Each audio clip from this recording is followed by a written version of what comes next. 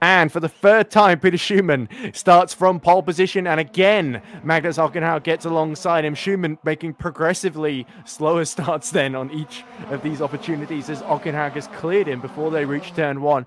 And now Magnussen fancies a go at the front of one driver, but it's Schumann braking late into the first corner. Much cleaner this time. I wonder why that is, as Schumann defends once more into turn one. So the order: Schumann, Ockenhauer, Magnussen, Ellis, Tuomela, Suto, Bell, Moynier, Serema, and Hartley.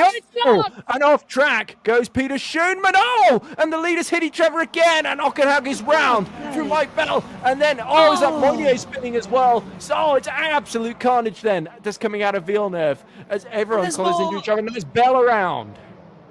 This will be a red flag again, and it's Bell got hit twice there. Oh, well, you know, Homewood is retired, Schumann is retired. It'll be a red flag.